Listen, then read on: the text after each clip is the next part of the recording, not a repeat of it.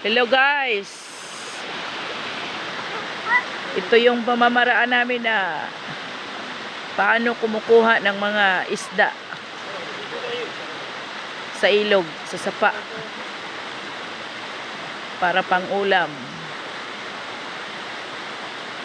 Yun ang nag-aano ng isda, nag-aabog.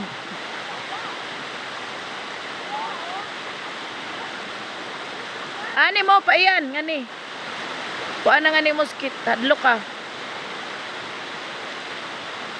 Ayo pag-alsaha ang kuan.